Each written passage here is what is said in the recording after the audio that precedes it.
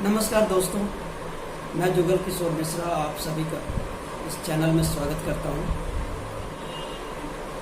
आमतौर से आप लोगों ने देखा होगा कि जब भी कोई बच्चा किसी घर में जन्म लेता है या उसका जन्म होता है तो उसके माता पिता या अभिभावक उस बच्चे का जन्म विवरण लेकर समाज में जो कोई भी ज्योतिषी का कार्य करता है या कोई पंडित जी का कार्य करता है या इस प्रोफेशन से जुड़े हुए जितने भी लोग हैं उनमें से किसी के पास जाता है और उनके माँ बाप ये जानने की कोशिश करते हैं कि मेरे बच्चे को किसी प्रकार की कोई परेशानी तो नहीं है, इसके ग्रह नक्षत्र ठीक तो है। सामान्य भाषा में कहा जाए तो ये सबसे पहले उसके माता पिता ये पता लगाने की कोशिश करते हैं कि जो बच्चा मेरे घर पैदा लिया है वो कहीं मूल नक्षत्र में तो नहीं है। मूल नक्षत्र ज्योतिष के एक ऐसे नक्षत्र के रूप में जाना जाता है जिसमें इस तरह की बातें प्रचलित हैं कि मूल नक्षत्र में पैदा लेने वाला बच्चा अपने जीवन में कुछ कठिनाइयों को लेकर पैदा होता है। इसलिए अगर कोई बच्चा जन्म लिया है मूल नक्षत्र में, अगर उसका जन्म होता है तो उसके मूल की शांति करवानी चाहिए। अब ये मूल नक्षत्र होता क्या है? तो ज्योतिष विज्ञान में 27 नक्षत्र हैं, उन्हीं में से 6 नक्षत्रों को मूल नक्षत्र कहा जाता है। जब कोई इंसान इस मूल नक्षत्र में पैदा लेता है तो ऐसा माना जाता है कि ये मूल नक्षत्र में पैदा लेने वाला बच्चा कुछ न कुछ परेशानियों को लेकर पैदा हुआ है, इसीलिए उसकी शांति कराई जाती है।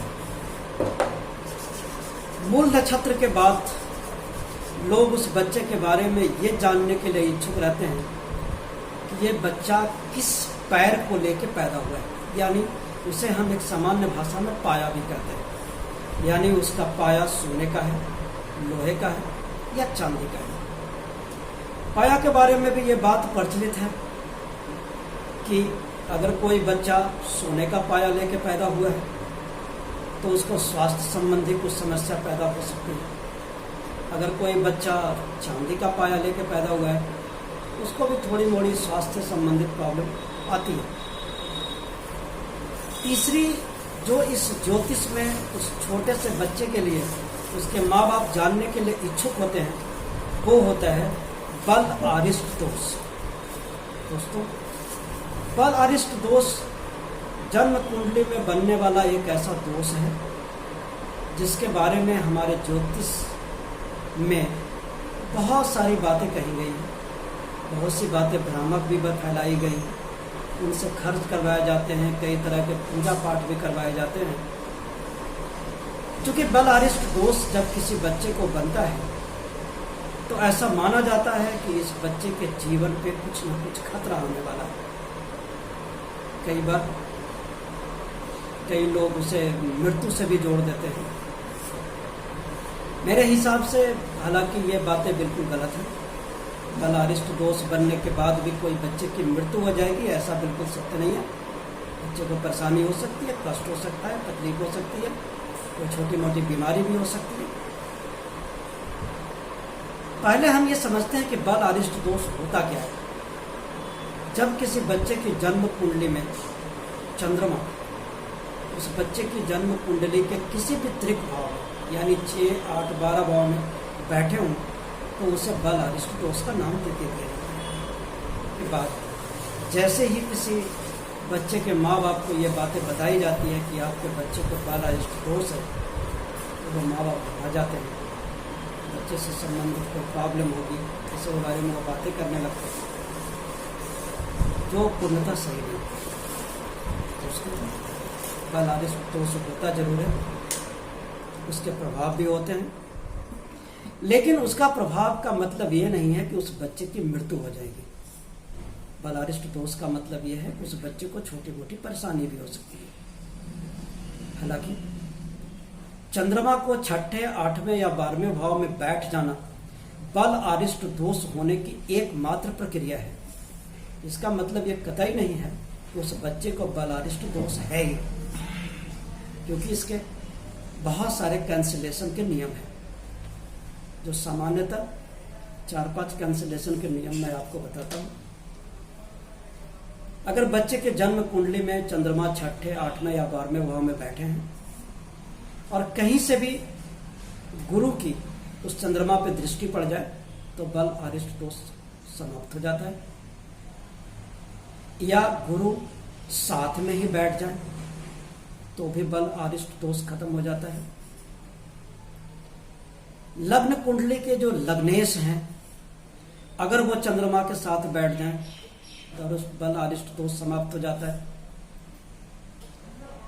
अष्टम भाव में अगर चंद्रमा बैठे हैं और अष्टमेश भी अगर साथ में बैठे हैं तो भी बल अरिष्ट दोष समाप्त हो जाता है।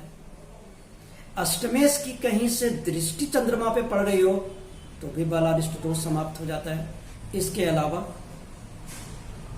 अगर चंद्रमा की डिग्री 0, 1, 2, 3, 27, 28, 29 डिग्री है तो चंद्रमा में पावर ही नहीं है तो बल अरिष्ट दोष अपने आप समाप्त हो जाता है। तो ये सारे बल अरिष्ट दोष के कैंसिलेशन के नियम हैं। और अगर किसी बच्चे को बल अरिष्ट दोष है भी, अगर ये सारे कैंसिलेशन के नियम लागू नहीं होते और बच्चे को बल अरिष्ट दोष होता है तो इसका कतई ये मतलब नहीं है कि उस बच्चे की मृत्यु हो जाएगी, उसको तकलीफ हो सकती है। उसके लिए आप लोग एक सामान्य सा उपाय करें जो मैं आप लोगों को बता रहा हूं।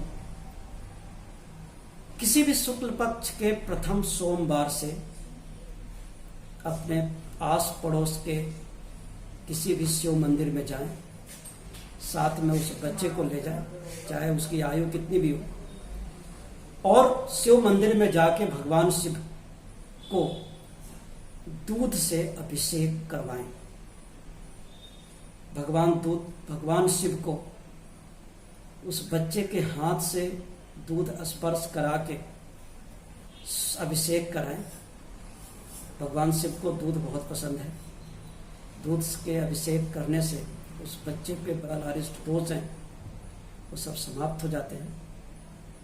ये काम आपको कम से कम 11 सोमवार को लगातार करना चाहिए और आप बिना कुछ खर्च किए, बिना कोई परेशानी उठाए बहुत आसानी से आप अपने बच्चों में बनने वाले इस बल अरिष्ट दोष को समाप्त कर सकते हैं। मुझे उम्मीद है आपको ये वीडियो जरूर पसंद आया होगा। आप सबसे मेरा एक अनुरोध है कि अगर आपको ये वीडियो पसंद आता हो, ज्ञानवर्धक लगता हो, तो आप प्लीज इसको लाइक करें, शेयर करें। धन्यवाद।